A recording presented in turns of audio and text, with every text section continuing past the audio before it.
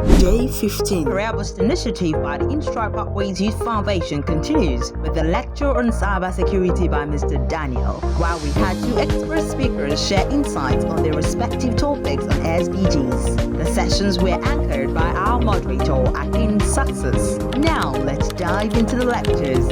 Welcome back to the cybersecurity introduction to cybersecurity course provided by Instruct Pathways Youth Foundation.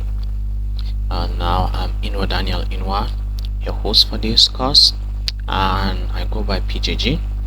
Now today's topic is going to be about firewalls and intrusion detection systems. Intrusion detection systems.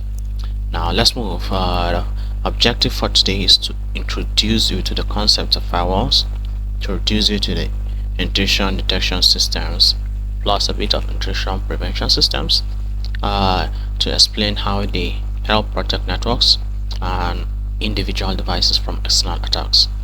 Now, by the end of this section, you should be able to understand how firewalls filter network traffic, how IDS monitor for suspicious activity, and gaining practical experience. You're going to gain practical experience if you are following these course using your Kali Linux in using a simple firewall and exploring basic IDS alerts. Let's move. What we are going to look at is we're going to look at a lot of things. First thing, what is a firewall? From there, we're going to move to types of firewalls, to how firewalls themselves work, to how we configure basic firewalls so that we do not misconfigure them and then allow attackers to get us. We'll also look at intrusion detection systems and the types of intrusion detection systems. We're also going to look at how intrusion detection systems work. We're going to look at the limitations of intrusion detection systems. Okay, that's good. Now, what is an intrusion detection system? If a lucky person can answer that, please answer it, but it's here. Before we look at intrusion detection system, we are going to look at a firewall. A firewall is a security device, whether hardware or software. In fact, as I've told you, I prefer hardware and software both. When you have a hardware and software that monitors and control any kind of incoming, whether infiltrating or exfiltrating network, which is incoming and outgoing network traffic based on predetermined security rules. You see, when a firewall acts, it acts as a barrier between a trusted network and an untrusted network. So an untrusted network will definitely, an example of untrusted network is your internet. An untrusted network can also be free Wi-Fi, airport Wi-Fi, free Wi-Fi, or any kind of free Wi-Fi. But then a trusted network should be your hotspot, your personal hotspot, your home network. And then firewall, what does firewall do? Whether the physical firewall, as I've showed you in the network devices section, or the firewall I talked to you about when those router and modulator demodulator, which is the modem, use. Now, these firewalls block any kind of access, unauthorized access, while allowing legitimate communication. You can even block any kind of communication from your device. You can block down any kind of communication from your device, whether it's legitimate or not legitimate. But still, what we are looking for here is legitimate ones, not non-legitimate ones. Okay, and then now if you can put this analogy in your mind, think of the firewall as a security guard at the entrance of a gate, at the entrance of a gate of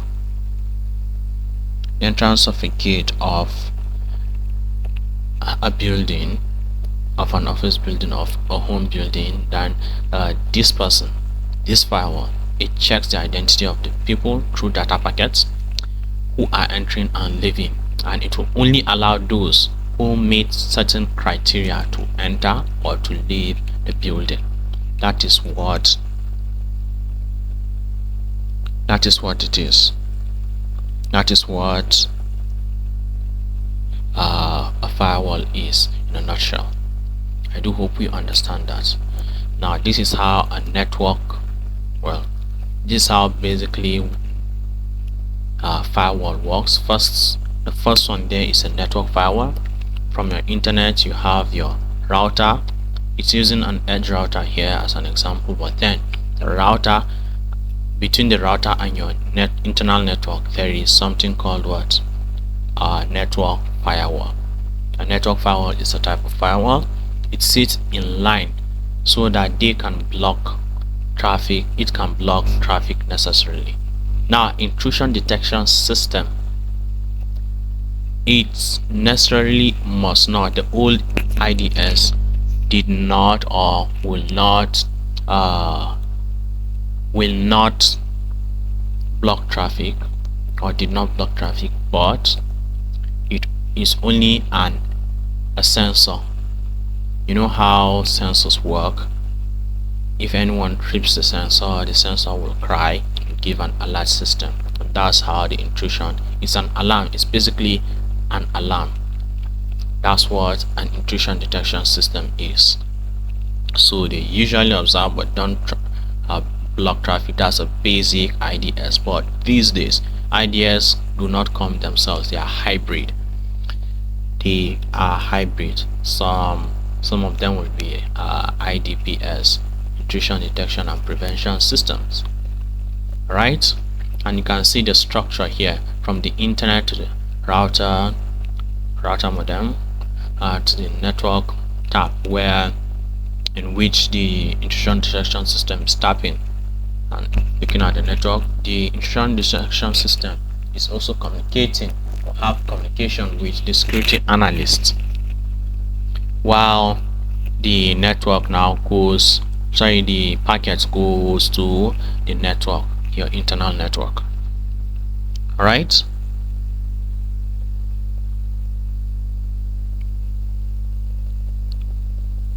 Okay, good. Now let's move on to next. Yes, this is how a firewall, thanks to Shiva A for providing this on open source channels. Firewall, this is how a firewall work. There is, as it says, a firewall is designed to follow a predefined set of security rules or determine what to allow on your network and what to block. As you can see, it will allow those who follow the rules to pass through. It will not allow those who do not follow the rules to pass through. Now we have some types of firewalls. Of course, firewalls can be hardware and software themselves. We have types of firewalls: system protected firewalls, form factor protected firewalls, data filtering firewalls, system protected firewalls, and host based firewalls. Trust me, these all do the work. And then there are hybrid, super hybrid firewalls.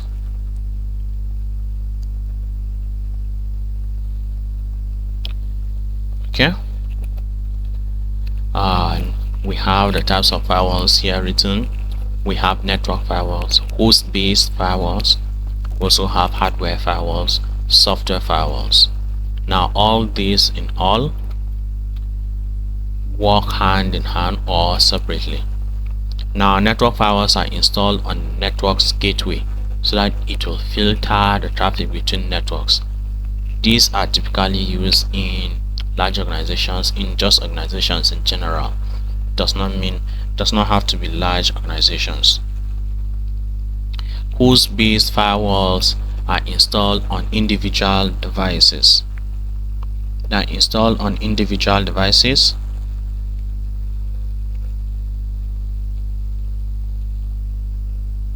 They are installed on individual devices like PCs, to monitor and control traffic on that device.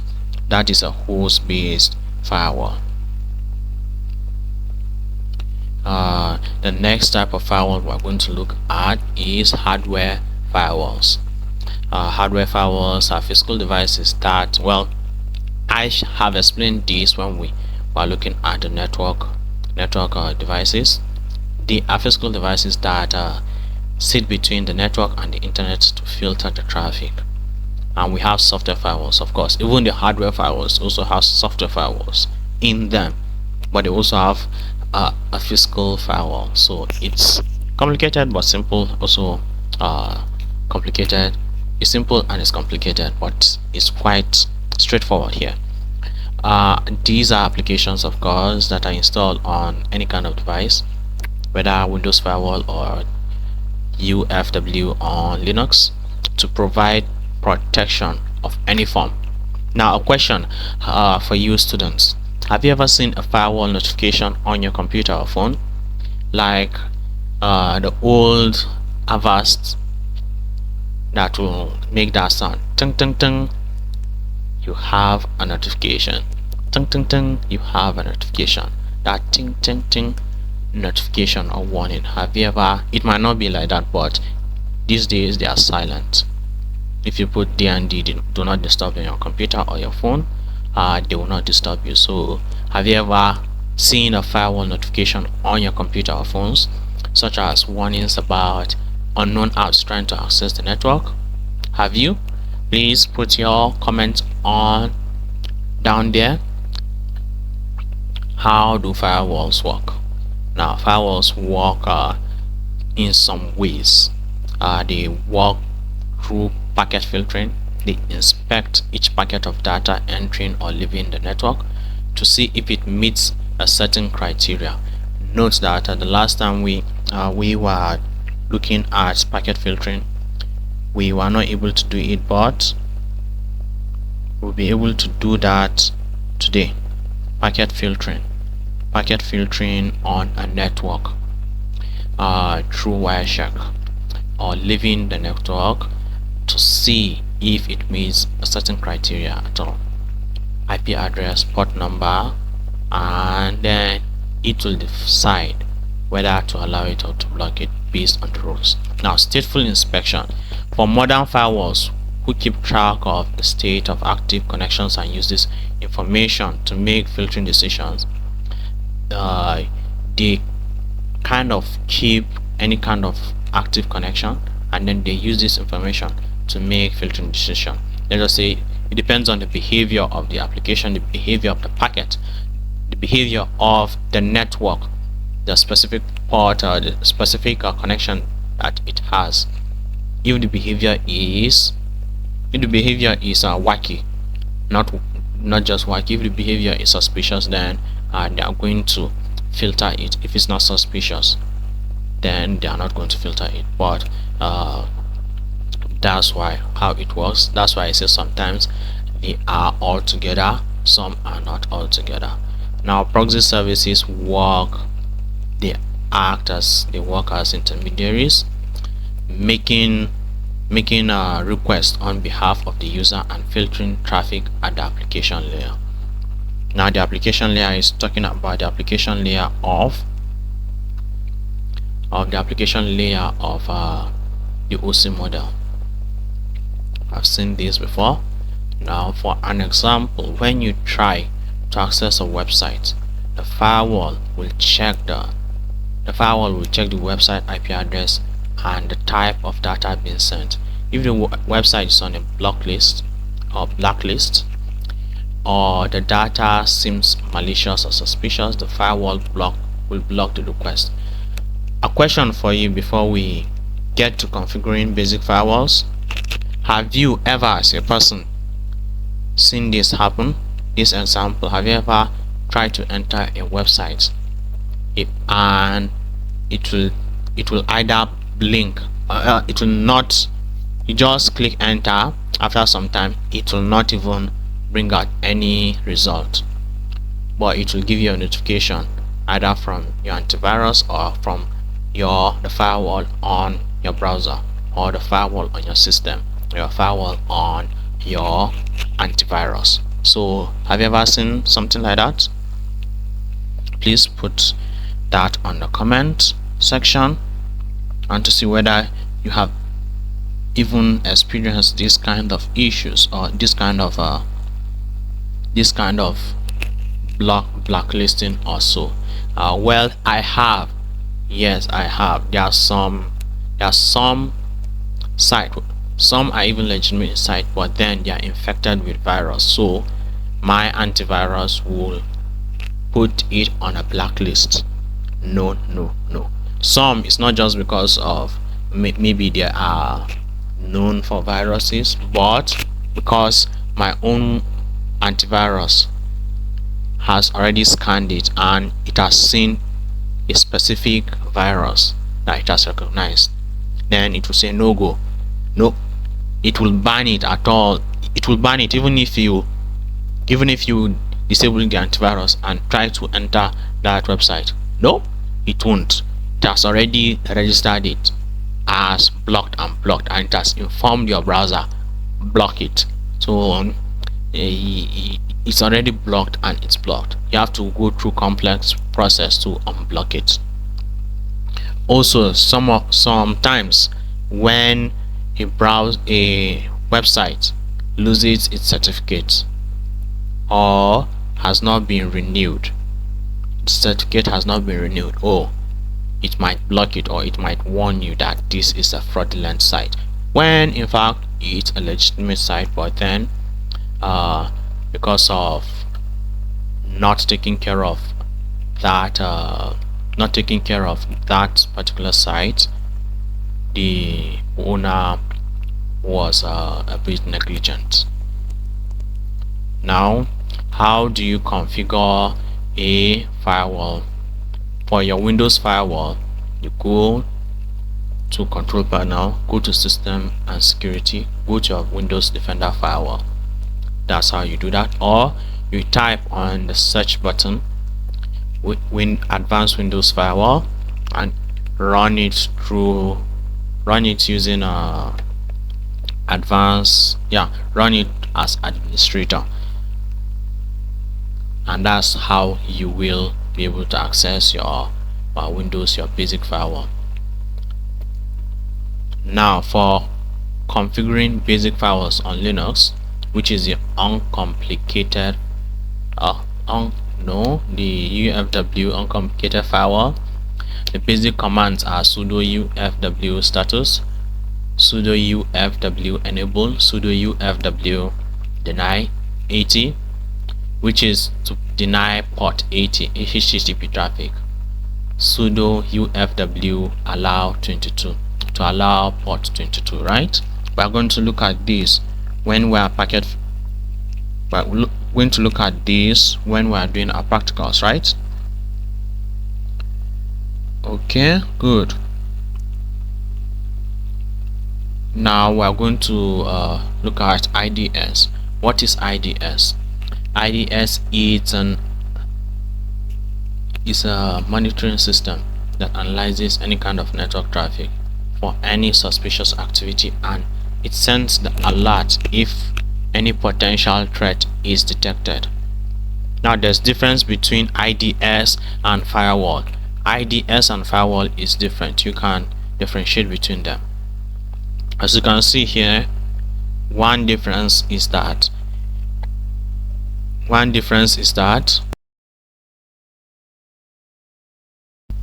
firewall block any kind of unauthorized traffic, while IDS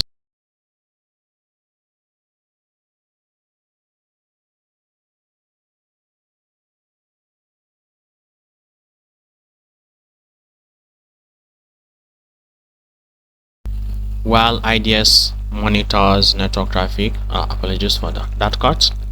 While IDS monitor network traffic and alerts administrators to potential security incidents.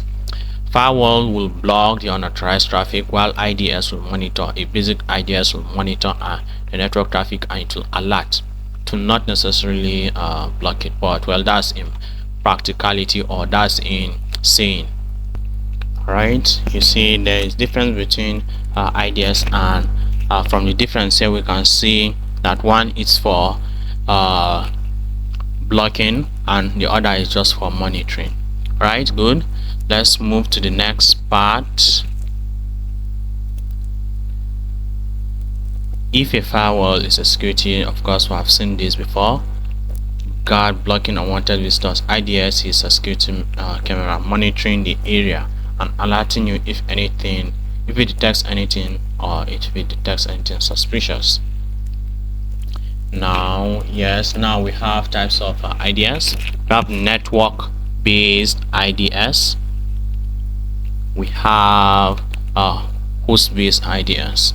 NIDS is a type of IDS that monitors network traffic for the entire network. It's often placed at a strategic points such as the network gateway, the network's gateway, to inspect any kind of data that passes through.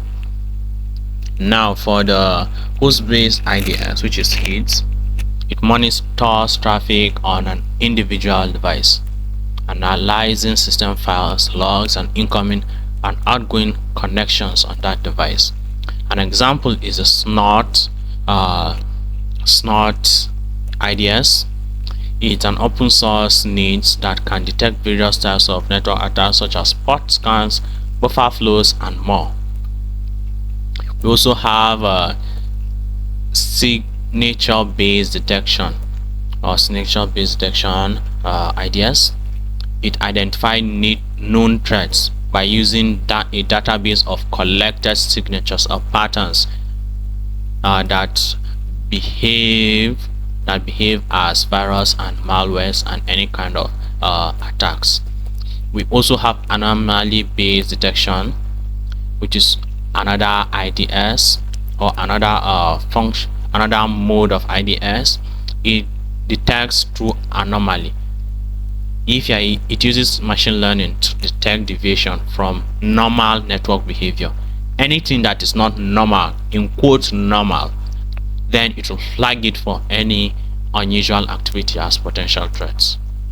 Now we have the limitations of firewalls and IDS. Of course, firewalls cannot stop all types of attacks, especially if the attack comes from within the network or uses valid protocol. So if an attack uses port 80, which is HTTP, there's no way it can stop it, except it has some other way of stopping it. If it's just stopping using ports to stop the attacks. Now IDS can generate false positive, which is flagging normal activity as suspicious, or false negative, missing actual attacks. So they require constant monitoring and updating so that they remain effective. Now I'll emphasize this. Firewalls and IDS, I've emphasized it before, but I'll still say this. They are part of a layered defense strategy where multiple security tools are working together. Sometimes in a whole network you have multiple antivirus systems, multiple IDSs, multiple firewalls, different types of firewalls, hybrid plus another hybrid plus another hybrid, one using AI, one using normal, one using machine learning, one using a different type of AI, another using a different type of AI. So they are a multiple security layered defense method, defense stratagem that work together to provide comprehensive protection. Now we're going to go to if there are any questions, please ask your questions, and then ask the questions below in the comment section, and we're going to into our own practicals. First practical we're going to have is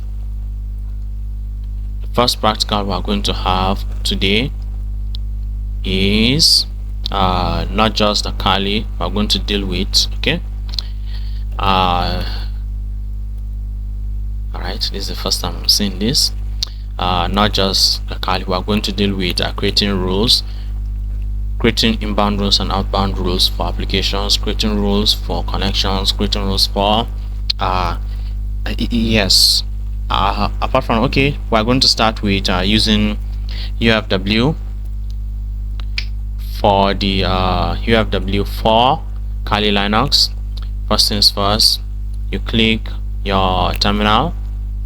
I do hope by now you should be familiar with your terminal, and then as I've shown you some of the basic, okay, sudo UFW. Okay, I don't have UFW, so what do I do now? UFW, UFW, I don't have UFW, of course. So apart from just doing UFW, I can also do install, right? So I put no sudo install, sorry, apt get or apt install UFW, because it said it cannot be found here, but it can be installed with sudo apt install UFW. So yes, am I right? Kali, right? Yes, I think I made a mistake. Yeah, I made a mistake. Instead of putting dash y, yeah, dash y. So yes, and it will install it for me, and then we're going to start using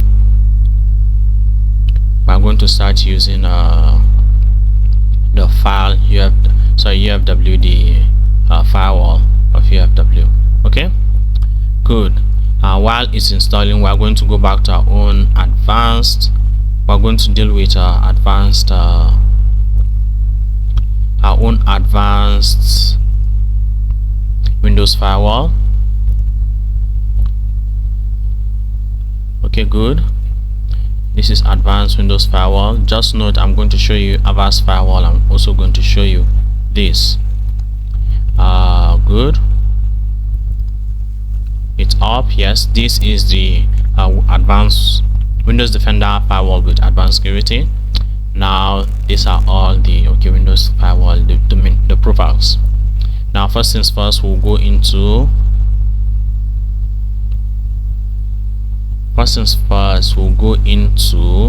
the inbound rules. I'm going to create inbound rules.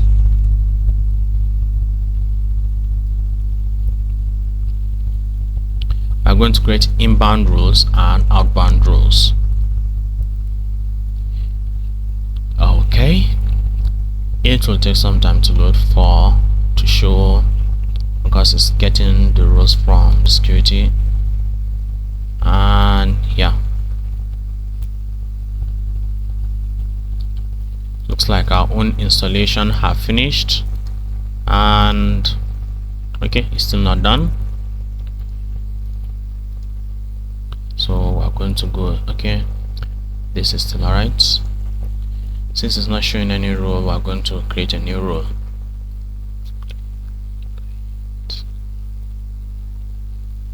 Yes, the reason it's not showing, I'm using run as administrator, but basically for you to create a rule, okay, inbound rule,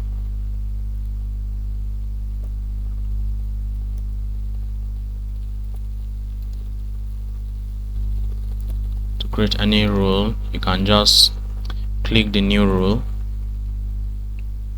to bring out an option for you for creating rules. Oh, and it's up there. Okay, good. You can see some of the rules here. I'm going to show you the rules for how to do the same for Avast, but primarily these. Okay, yes, absolutely okay for that new rule, right? Yeah, Firefox, this is a rule created by Firefox. These are some of the rules. Okay, while this will take time,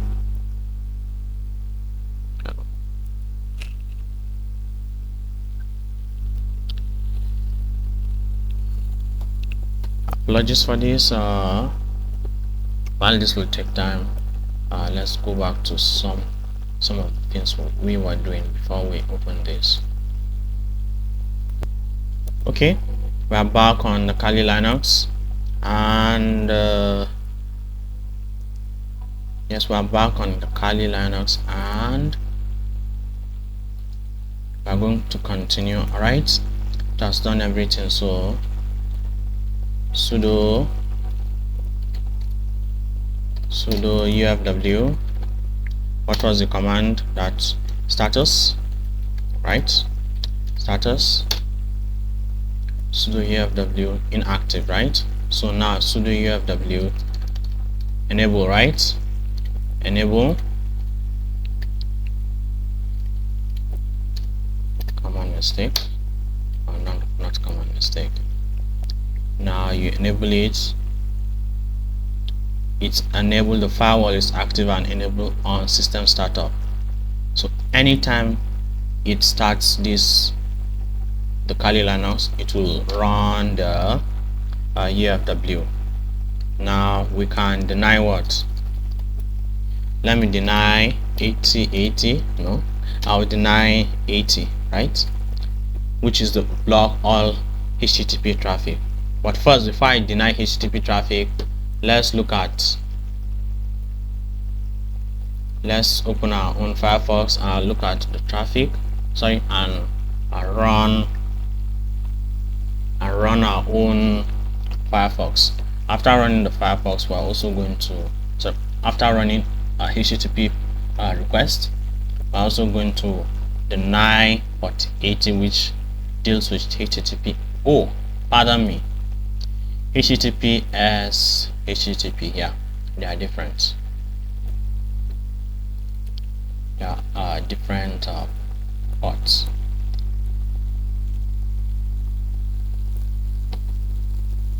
Okay, third.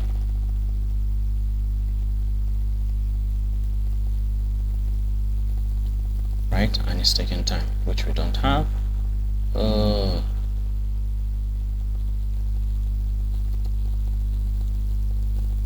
Okay, let's just deny port 80.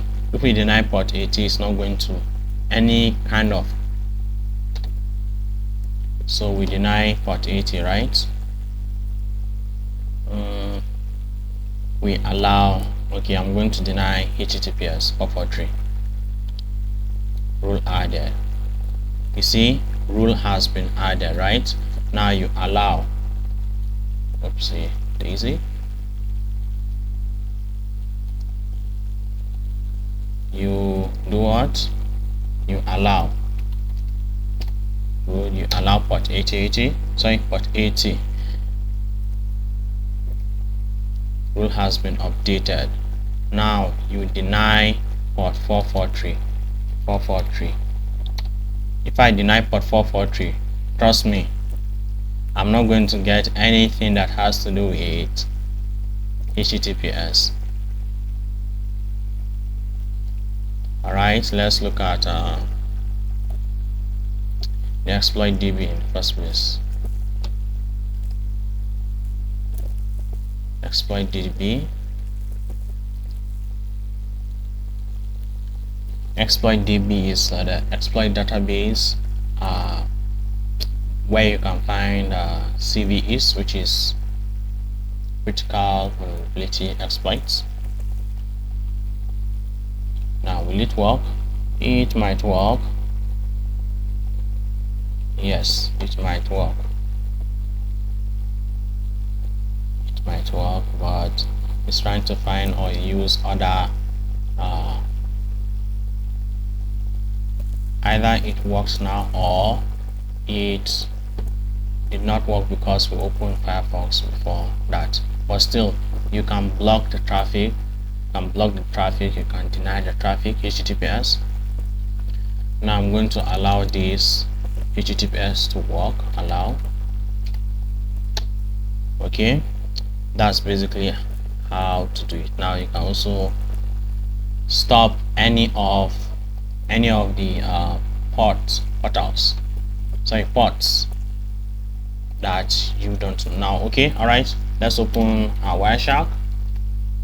Last time we did not work with Wireshark, and now okay, Wireshark, right? Yes, let me open my Wireshark and open.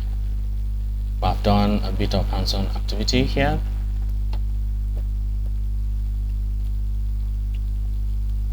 Good.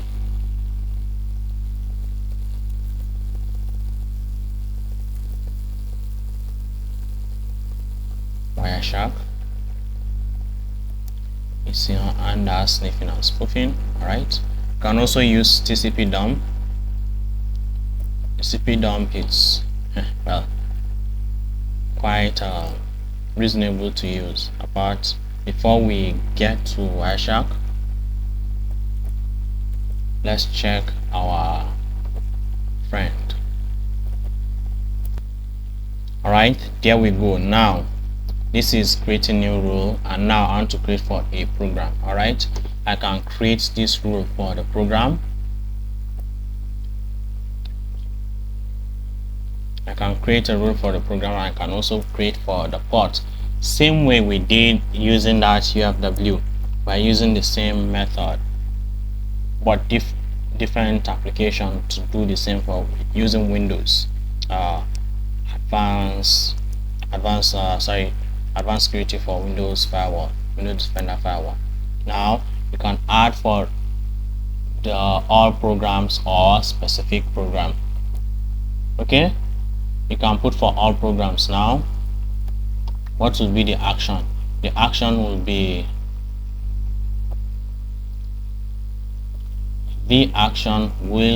for what? To block or to allow any connection. So I'll allow the connection. Please do not do this yourself. I'm going to cancel this. I don't want to create it because, well, I don't want any issue. Now, as you see, after I create the rule, either using any of the rule type, after I create any of these rules, what will happen?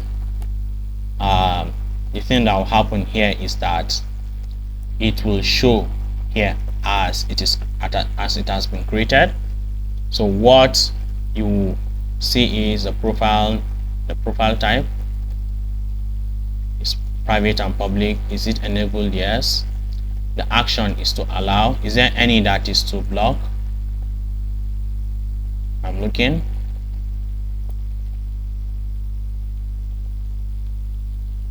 No. There's none that is to allow. Sorry, to block, right? To override, no, it will not override system settings. This is where the program is. For this, I saying this is for all programs, and it's public, just public profile. Remote access, yes and no. So if you don't want any type of remote access, then you would remove it. For the protocol, TCP. For the port, any port. For the remote port, you put the type of port you want. Whether the authorized users, I put any. So it puts any, which means okay. For these, I think this is a game, right? Or a program. Okay, Firefox. So any user can use it. Any user can send inbound and outbound rules. Now, any authorized computers, yes. Any local user owner. This is just rules, the basic rules, and I mean the basic. This is basic. As you can see here, the local user owner is a different person than mine. Sorry, than me. There are some things I cannot do here. Same with the outbound rules. You can. This is also the monitoring panel. The monitoring panel. Okay, and I'm going to close this and get back to our own Kali, since our own Wireshark is up, right? Close this and I open my Kali. Yes, good, that's good. Now we're using H0. If you don't know what you are using,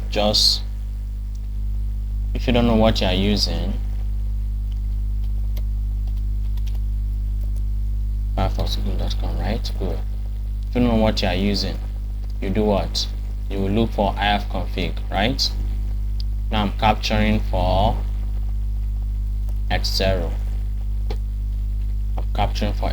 So I do this.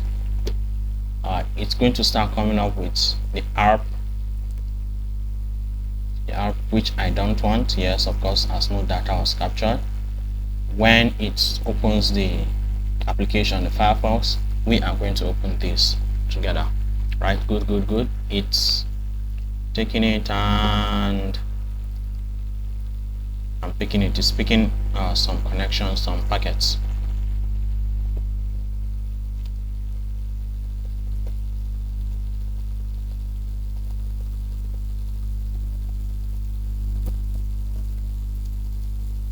Okay. Wow.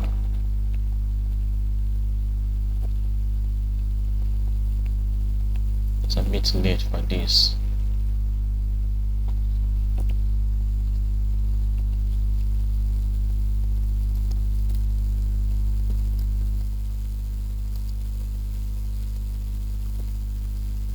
Now, as we did not capture any packets, I have to pause for here.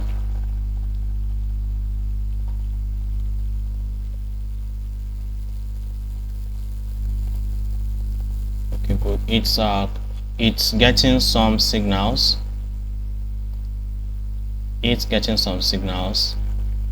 But the application is hanging.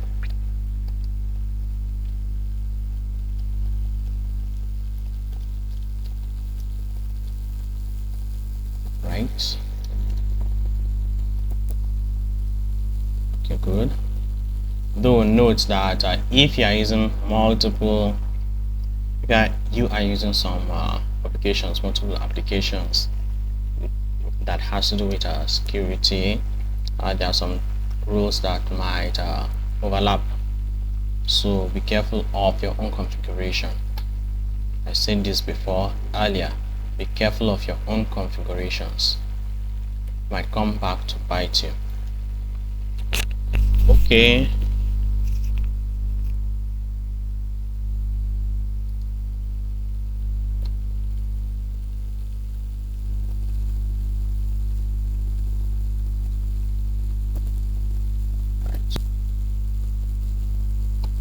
Okay, good.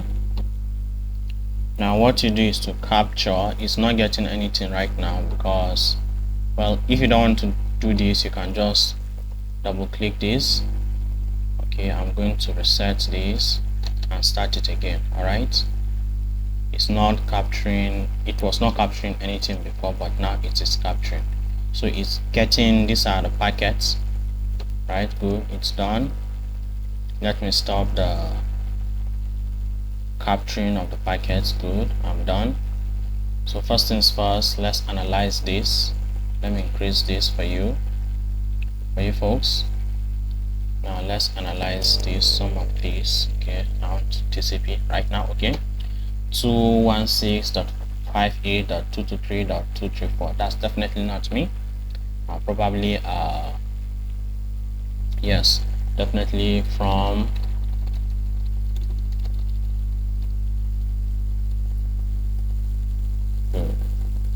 right, definitely from, these are the packets that are being collected. So any network that you are connected to, you can sniff the packet using using this stuff called Wireshark. You can sniff the packets, and these sniffing packets, let me just open this to you. You can see the source, which is probably Google.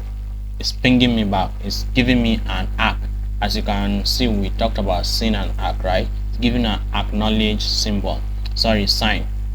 There should be a time that I sent for. Okay, yeah. So now 216, this 216 is probably from google.com, while this is my own. How do I know this is my own? It's because of the ifconfig I did before. Okay, let's open a new.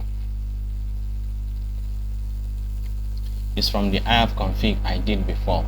So if you have done an ifconfig, you will be able to see ifconfig. You'll be able to see your own network. Right.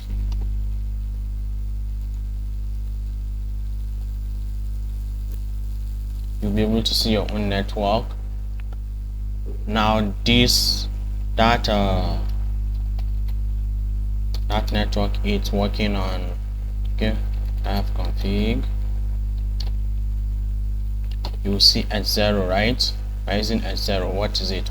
192.168.82.160. That is our own network. So that's the destination. So it's sending it back. I'm just going to look for any TCP value that has, okay, yes, that has us. Okay, this is a UDP instead of TCP.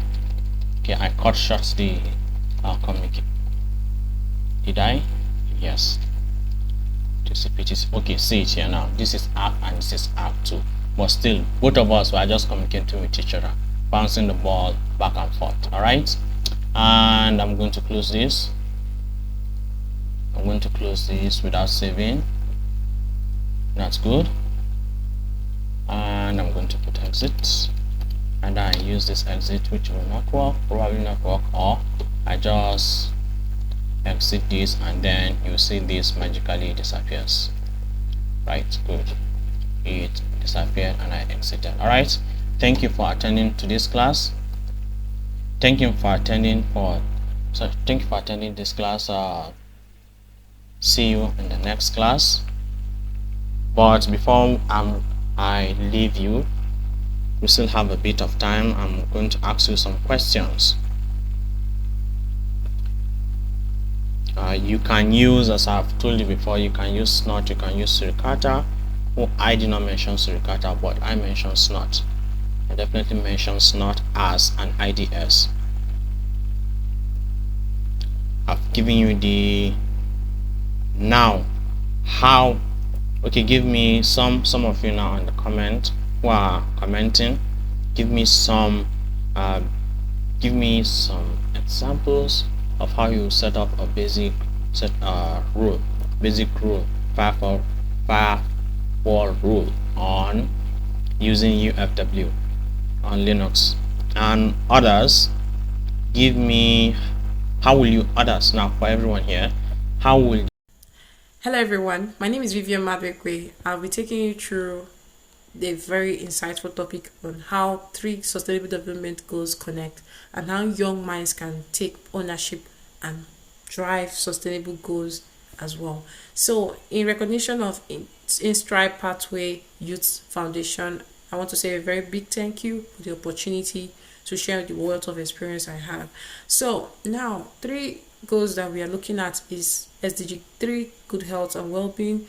13, that's the climate change action. 17, partnership. So how do they connect? If you put a climate change case study of, let's say, a flood is happening in your community or your environment, it can actually disrupt your mental health, which is part of a component of healthcare, and also access to basic healthcare needs, infrastructure. Let's talk about let's say you need paracetamol and all of those things.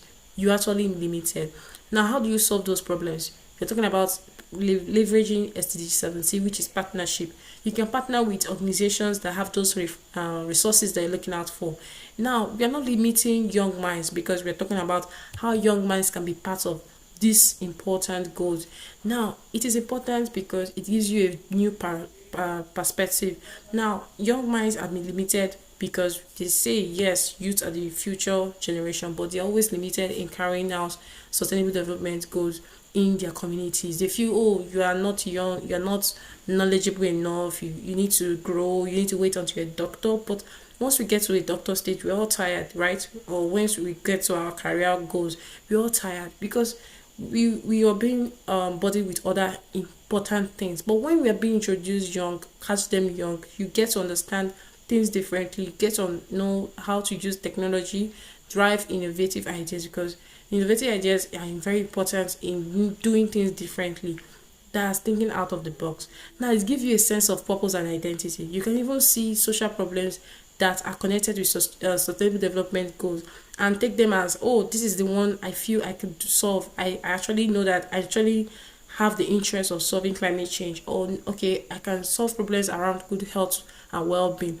Okay, I can look at collaborating because I have social skills. So once we have all this in mindset, it gives us a perspective and an identity. Challenges are always there, mind you. They're always actually problems that we face, especially in our educational system in Nigeria and beyond. Academic pressure are always there. We are talking about expectations, meeting a particular CGPA or A students and all of those things. They always give us anxiety and all of that. And limited resources, believe you, our curriculum mostly are outdated. They don't solve or meet the expectations or the demand of the society. Once you graduate, you now notice, oh, I need to learn a skill to actually feed myself or find a problem to solve. But once you're in university or your undergraduate or your secondary school scholar, you'll know that you learn to see things differently. You get to understand that these are sustainable development goals that I feel I can be part of and how I can solve those problems. Now, limited awareness is the problem. Once you are not aware, you are deformed. Now, being informed gives you a power that is beyond your horizon. You keep learning, you keep trying to understand better and how you can be part of the solution. Now, in the case study of flooding, if flooding connects to sustainable development goal 3 and partnership, that is what I just want to highlight. Mental health well-being are always prioritized, because once people educational systems are affected, let's use a key case study like the strike, let's say the normal strike system that disrupts the educational level. People are expectation of years of graduating are being extended. It gives you mental health issues, right? So we're talking about health education. How do you are you aware about your health care, taking care of your needs, prevention, nutrition?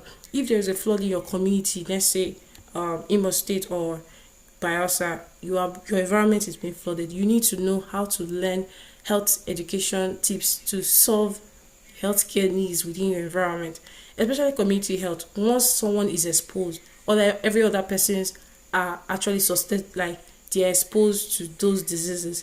So we in sustainable development goal is trying to give you the skill set or the information on how to build your health need to the point where you can defend disease, because they always come. And in the light of, let's say, climate change action, you need to find skills that in the light of climate change, we need to look at these thematic areas, because if they are not well strengthened, climate actions can show us the gaps, like review to us the gaps that we have not actually planned for those things. Climate actions are always important because they give us the knowledge and the power to learn more, because climate action is new to us. We are not used to all of this, but they are coming day by day. We hear of communities being affected by flood, drought, tornado, climate actions, and the rest. We need to keep learning. We need to create workshops, seminars, campaigns to learn on how to mitigate these actions that might possibly come earlier or later. Reduce emissions, how to do it, carbon footprint, carbon monoxide emissions in activities of humans, that has to do with infrastructure, building, refineries. The emission of those carbon into the system are actually harmfully impacting the community. So looking at alternative or sustainable practices that actually cut down these emissions are very crucial to our society. Now, sustainable practices are always the very best, because looking at how to implement those actions are the best solutions that gives us a long lasting impression of what we're looking for. Like waste reduction, waste management is poorly implemented in Nigeria, and if they're not managed well, they lead to reduction in quality of food, aquatic food, and the likes in our countries and beyond. Now we are looking at how do we connect with climate action good health, and also partnership. Partnership connects you to those resources that you do not have within your reach. Communities engagement has always proven that young minds can collaborate with organizations wherever they are within their communities to see how to put a stop or support or strengthen the actions that youth are driving towards to. Collaborating with opportunities globally are very best because they always give us the opportunities that we need. Social media is there. Policy advocacy, you have to reach out to policy makers, legislative platforms to advocate for those policies to be implemented. Now we have case studies of green campus initiative that have been there, like these are examples: planting of trees and all of that, use climate actions, advocating for climate actions, talking about policies and things that you need to do differently to the community and all of that. Global youth sustainability, that's talking about promoting sustainable awareness about solutions and encouraging more young minds. If we're not talking about leadership, if we're not talking about education, we're not talking about collaboration, our future is actually in a very big mess if these things are not being collaborated or thought about. We need to see how we can fill in the leadership space, the sustainable skills. We need to learn education, their curriculums, their free courses. We need to collaborate, we need to partner. There are voluntary opportunities for young minds to join. Please Google sustainable development goals, voluntary opportunities within your reach, and join them and start an action. Thank you. I remain Vivian, and bye for now. Hello, everyone. I'm Mary Anyatoyibo, and I'm glad to be on this platform to speak to us. I'm a graduate of Obafemi Awolowo University, where I studied microbiology. I'm an advocate of SDG 3 and 4, particularly good reproductive health and quality sexuality education. I want to appreciate the organizer of this program, Instride Pathways Youth Foundation, for this privilege to speak to this noble mind. Thank you so much. And our topic of discourse for today is ensuring universal access to clean water and sanitation. Are we on track? As simple as this topic might seem, it's a very and highly important one in the society of today. Before we dive into the topic, I want us to consider a scenario I tagged the student's dilemma. Imagine you're in the middle of a crucial examination and nature calls, but the toilet is clogged and the water is dirty. What do you do?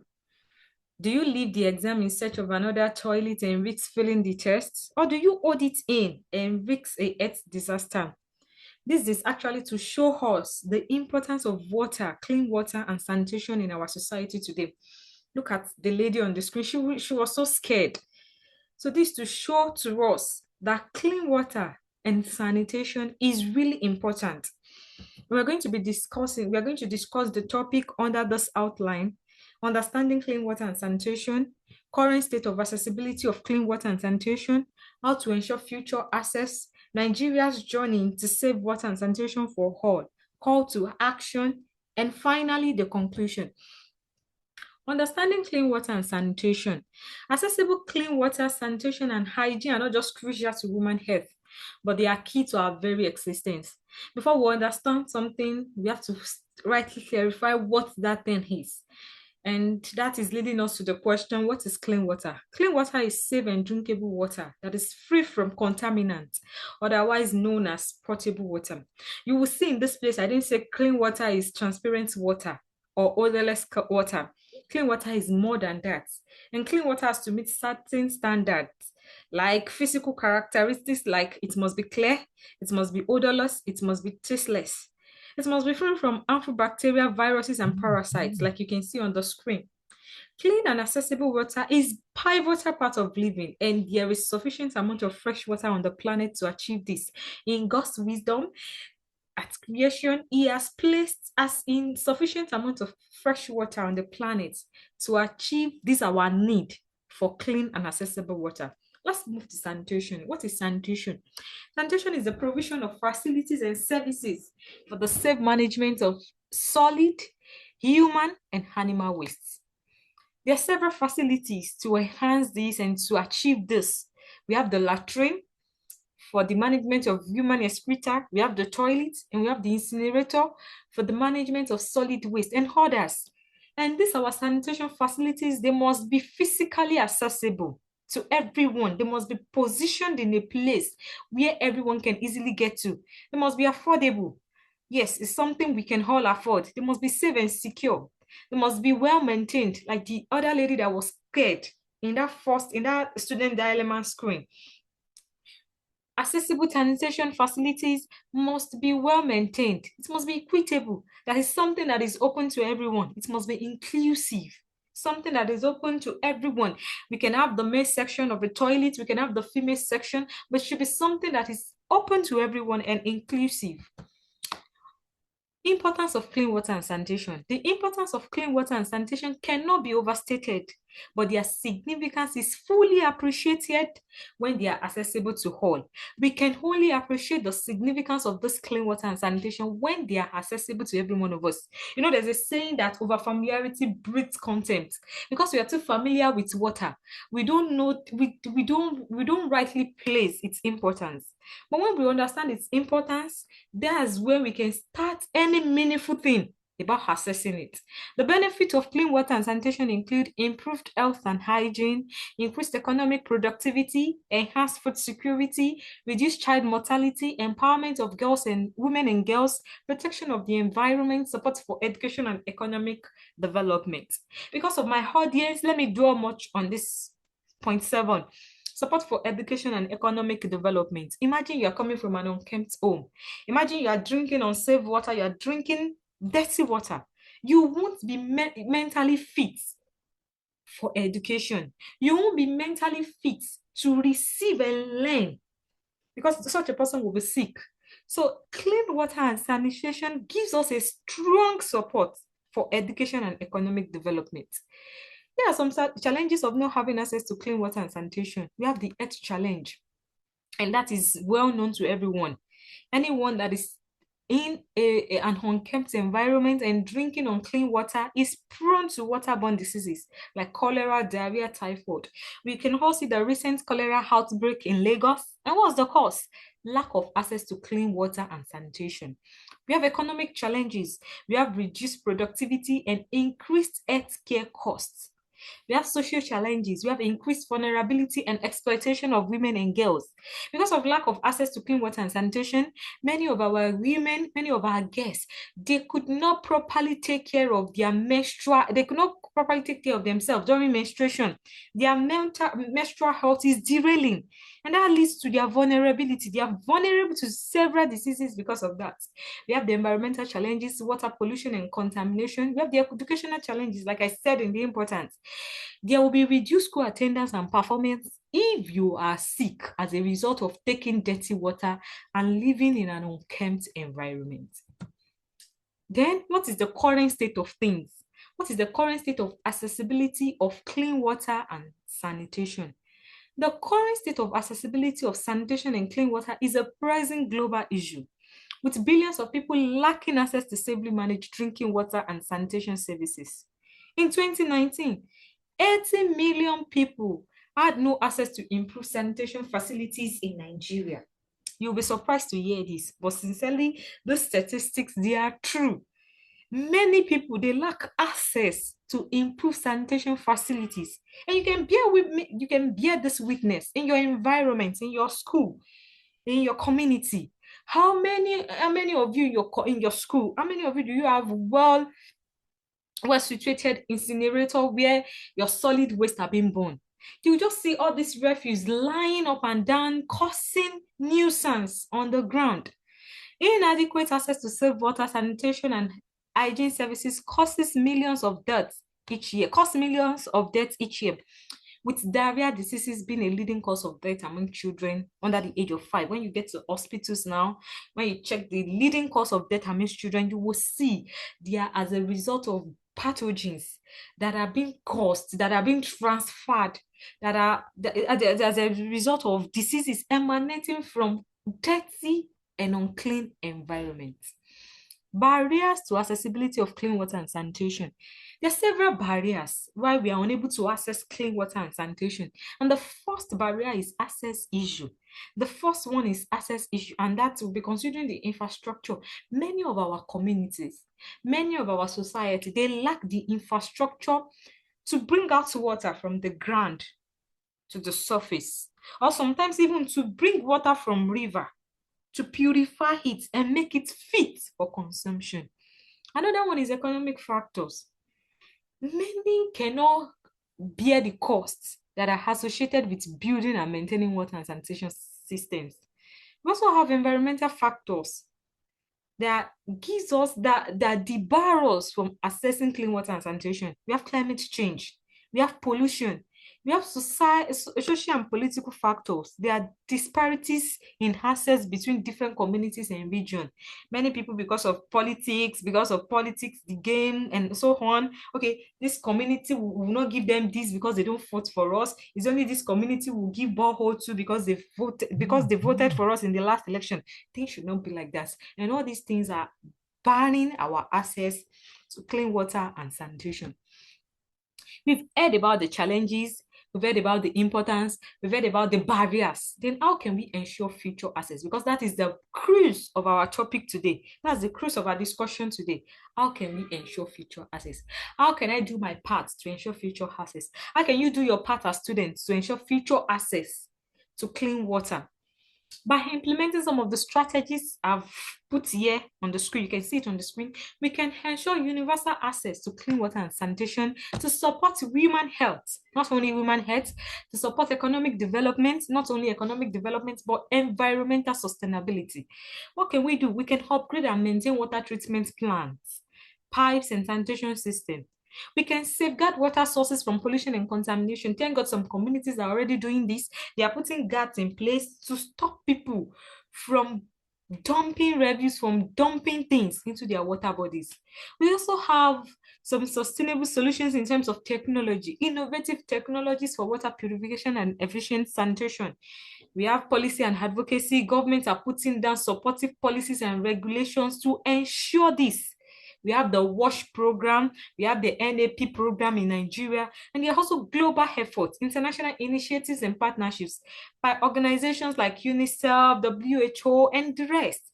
All of them are coming on board to do this. And one of the Sustainable Development Goals, SDG 6, is actually canvassing for this, clean water and sanitation. And the goal, the target of the goal is by 2030, everyone will have universal access to this. And another thing we can do to ensure universal access and future access, not only universal in your environment, in my environment, how can we ensure future access is by youth engagement.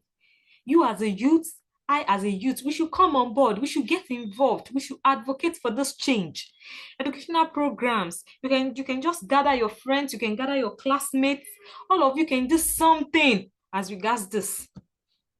What's Nigeria's journey to save water and sanitation for all? What is Nigeria? What are the steps we are taking in this country to access that? The Nigerian government has taken several steps to improve access to clean water and sanitation. We have the National Water Resources Policy 2016. This one outlines strategies for sustainable water management. We have the National Water and Sanitation Policy 2019. This focuses on increasing access to safe water and sanitation.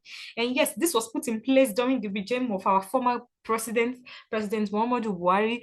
He implemented a national action plan which focuses on ways on increasing access to free water and sanitation. There's also the pair wash, there is National Urban Water Sector Reform Projects, there is WASH. WASH has become an household thing. This is water, sanitation, and hygiene.